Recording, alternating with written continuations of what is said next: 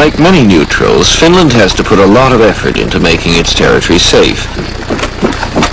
The Finns have universal conscription, and they could mobilize 600,000 soldiers out of a population of only 5 million people. There's only one little catch to Finland's neutrality, something called the Finnish-Soviet Treaty of Friendship, Mutual Cooperation and Assistance. The treaty stipulates that if there is an attack on Finland or on the Soviet Union through Finnish territory, Finland will defend itself.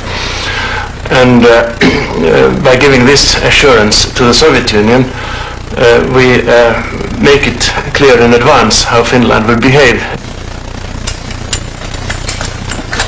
Finland has promised Moscow that it will resist any Western attempt to get at the Russians across Finnish territory. If they can't stop NATO's forces themselves, according to the treaty, then they'll ask the Russians in to help. But only then.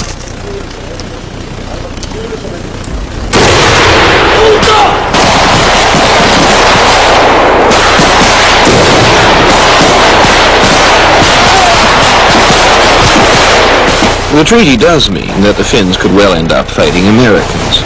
It's the price they have to pay for keeping the Russians off their backs. Do they know who they might have to fight? Yeah, nowadays I'm pretty sure they do. Yeah. Doesn't bother them? No. Not at all. Kaivanto, jossa opetustarkoituksena on. Canadians are just as practical as the Finns. We live next to the Americans, so we've agreed to fight the Russians. Ja suojautuminen alhaalta päin. Pundits in the West often talk loosely about Finlandization. It's a sort of code word for becoming too subservient to the wishes of your local superpower.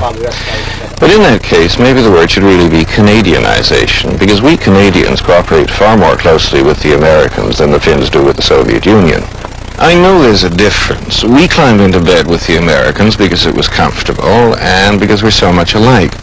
Whereas the Finns keep as distant as they can from the Russians because there's a huge gulf between their political and social systems and their whole outlook on the world. The Finns have managed to move a few steps away from the alliance game in peacetime, but they couldn't refuse the Russians their cooperation in wartime.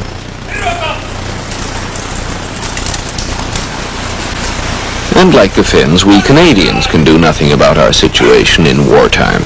The Americans would get our cooperation one way or another.